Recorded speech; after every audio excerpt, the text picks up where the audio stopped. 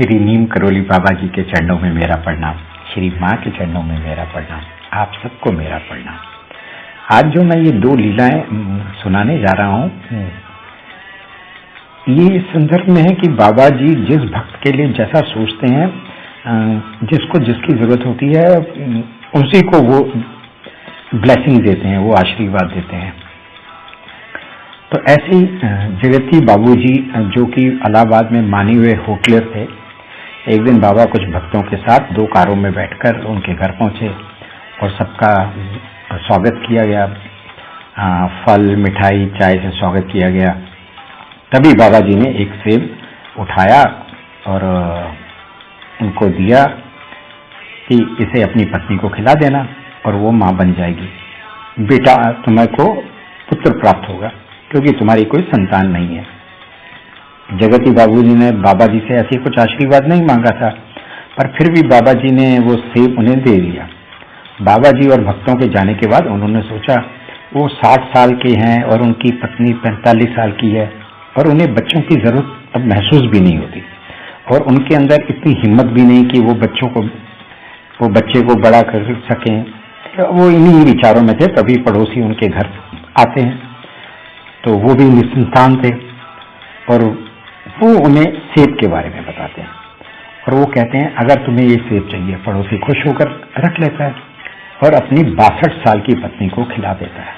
अब देखिए चमत्कार, कुछ समय बाद पत्नी गर्भवती हो जाती है और बेटे को जन्म देती है। तो बहुत खुश होते हैं, वे उसे पालते हैं, पर 2 साल बाद उस बच्चों की मृत्यु हो जाती है। सब बहुत निराश हो जाते हैं। जगती जी भी बहुत दुखी होते हैं। फिर वो बाबा जी को प्रयाग में मिलते हैं, अद्भुत सेब के बारे में बताते हैं और पूछते हैं उस बालक की मृत्यु का कारण। तो बाबा जी बोलते हैं वो सेब मैंने तुम्हें दिया था, तुमने 62 साल की औरत को दे दिया, वो बच्चा कैसे बच सकता था। तो बाबा जी को पता है किसको क्या देना है, इसलिए व्याकुल नहीं होना चाहिए। जय हो मेरी नीम करोली बाबा महाराज। अब देखो ये जो लीला है, बाबा जी राम रतन शर्मा के घर ठहरे हुए थे कि उनके साले ने, ब्रदर इन लॉ ने अपनी नाराजगी जताते हुए कहा कि अभी तक उनकी कोई संतान नहीं है।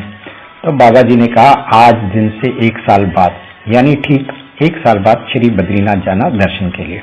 उनकी पत्नी गर्भवती हुई और बाबा जी कहे अनुसार वो बद्रीनाथ जी गए दर्शन के लिए। बहुत ठंड थी और वापसी आते समय जोशी मठ में बद्री विशाल नाम के बेटे का जन्म हुआ। और तीसरे दिन उस बच्चे को ठंड लग गई और वो चल बसा।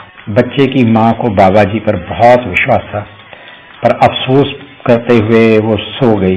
सुबह सुबह उन्हें सपना आया कि फिक्र मत करो, राम जी तुम्हारे बच्चे को बचा लेंगे। एनीवे, बच्चे के पेरेंट्स सवेरे उठे, बच्चे के पिता कमरे से बाहर आए ताकि सफेद कपड़े में लिपटे नन्हे बच्चे को गंगा जी में प्रभावित कर दें। तभी उनकी नजर पड़ी एक साधु पर, जो जमीन पर बैठा हुआ था और लाल कपड़े पहने था, जटाओं में था। और वो साधु बोला, मैं तुम्हारी पीड़ा समझ सकता हूँ, तुम इस बच्चे को अंदर ले जाओ, ये जीवित है। साधु ने अपने कमंडल से पानी निकाला और बच्चे के ऊपर छिड़काव किया और बच्चा सांस लेने लगा।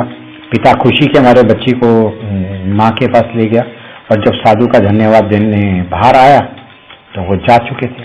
कौन थे ये साधु, राम जी थे या महाराज जी? पर आश्चर्यचकित लीला, कमेंट करके बताना। श्री नीम करोली बाबा जी के चरणों में मेरा प्रणाम, श्री माँ के चरणों में मेरा प्रणाम, आप सबको मेरा प्रणाम।